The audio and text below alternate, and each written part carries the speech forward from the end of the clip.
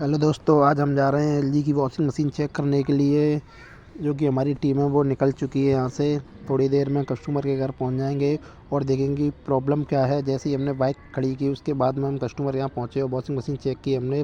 जैसे ही हमारे हेल्पर ने वॉशिंग मशीन चेक की तो उसने देखा कि उसके जो ब्रेक का वायर है वो ढीला पड़ा हुआ है, जिसकी वजह से जो है ब्रेक लगी हुई है।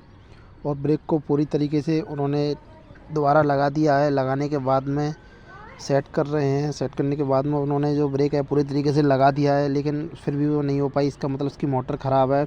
उसके बाद हमने उसको मोटर को खोला, उसमें दूसरी जो है वो है स्पिन पुली चेंज की है। स्पिन पुली चेंज करने के बाद में हमने जो है पूरी तरीके से मोटर को ले जा करके और जो उसके जो जहाँ जो कसनी है उसके जो फुटरेस्ट हैं हमने वहाँ रख दी है। देख सकते हो हमने ये यहाँ रख दी है। अब एक एक करके हम इसके पेचों को बारी बारी के कसेंगे। इसके जो फुटरेस्ट है हम उसको पूरी तरीके से फिट कर लेते हैं।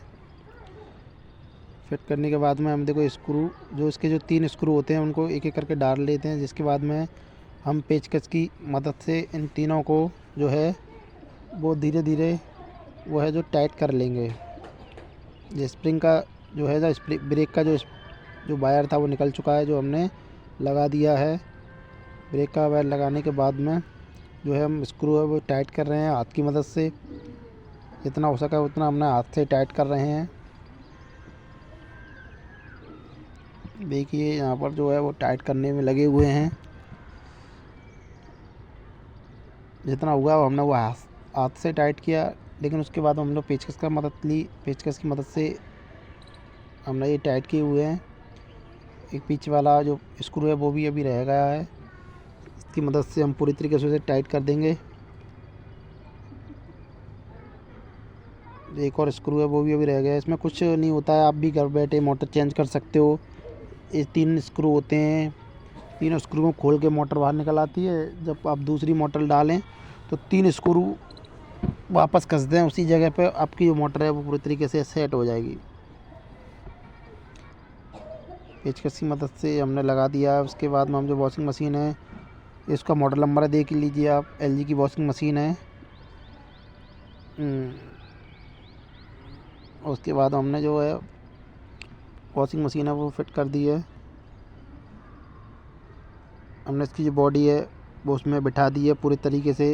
बॉडी बिठाने के बाद में जो हमारा बॉडी को कसने का काम है वो हम कर रहे हैं। एक एक करके हम जो है एक एक करके स्क्रू डाल रहे हैं। स्क्रू डालने के बाद में पूरी बॉडी को टाइट कर लेते हैं। साइड वाला स्क्रू जो है वो रह गया है, उसको भी टाइट कर लेते हैं।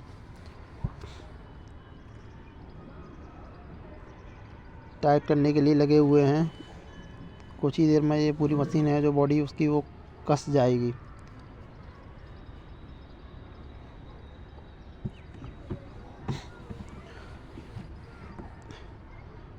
ये देखिए जो पीछे के पेच हैं बॉडी के वो भी अभी रह गए हैं, वो भी हमारे जो है वो टाइट करने में लगे हुए हैं।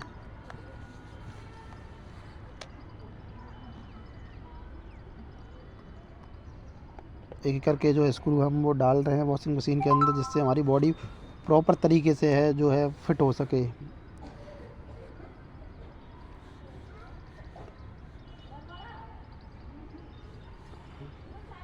देखिए जो है वो पेच कसने में लगे हुए हैं।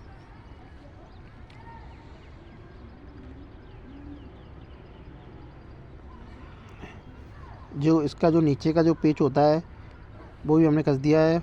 उसके बाद में देखिए यहाँ एक जो वो है जो डॉगी आ गया था, जिससे हमें डर लग रहा था, लेकिन भैया ने वो भगा दिया। उसके बाद में फिर वो आ गया है पूँछ हिलाता हुआ, जिससे हमें बहुत डर लग रहा था, लेकिन भैया ने उससे भगा दिया। भैया बोल रहे हैं।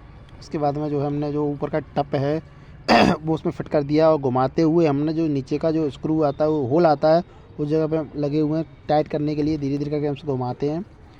जैसे ही अपनी जगह फिट हो जाएगा वैसे ही हम उसे इसे नीचे की तरफ पोस्ट कर देंगे। देखिए ये डॉगी जो वापस आ चुका है। हमें इससे बहुत डर लग रहा था, लेकिन भैया ने कई बार कोशिश करके 3 बार इसे भगा दिया था। जैसे ये डॉगी आता था हम काम नहीं करते थे। इसके बाद जो मोटर है वो कनेक्ट कर दी हमने। इसका जो कंपनी की जो मोटर होती है उसके साथ ये लगा हुआ आता है पिन, वो बाकी उसके बाद हमने वो कनेक्ट कर दी है अच्छी तरीके से। वायरिंग को जो है जो कंपनी से आती है उस तरीके से फिट करके हम उसे लगा देते हैं अपनी तरफ अपनी जगह पे। देखिए इसमें जो कंपनी है वो पॉलीथीन देती है, वो पॉलीथीन इसलिए देती है चूहों से मदद हो सके। जो वायरिंग पर अगर जो पानी है वो आ जाता है, उसकी वजह से पॉलीथीन की वजह से उसमें कोई प्रॉब्लम नहीं होती है। जो ब्रेक है वो ब्रेक हमने यहाँ कनेक्ट कर दी है। ब्रेक कनेक्ट करने के बाद में ये हमने देखिए दूसरे नंबर में ये फंसा दी है। दूसरे नंबर फंसाने के बाद में हमने जैसे ही ऊपर का ढक्कन उठाया, ऊपर का जो ढक्कन है वो हमने उठाया, जिसकी मदद से ही नीचे ये टाइट होती है। बगैर आप ढक्कन के उठाई से टाइट नहीं कर सकते।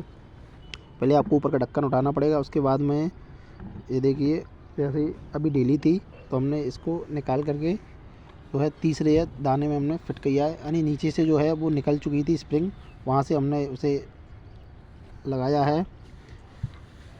काफ़ी देर के बाद वो लगी हुई है। उसमें लगाने के बाद में हमने जो कनेक्ट किए इसके जो दाने हैं उसमें फंसा करके वो कनेक्ट करने का जो कार्य हम कर रहे हैं। ये देखिए ये हमने जो है कनेक्ट कर दिया है। कनेक्ट करने के ये दूसरे नंबर में ही हमने जो कनेक्ट किया, उसके बाद में हम जो है अपना जो स्पिन का ढक्कन है वो हमने उठा दिया, जिसकी मदद से ये टाइटली लग चुका है। इसकी जो लगाने की जगह यही है। देखो हमने उठा करके चेक किया, बारी बारी मोटर घूम रही है, ब्रेक लग रही है ना नहीं लग रही है।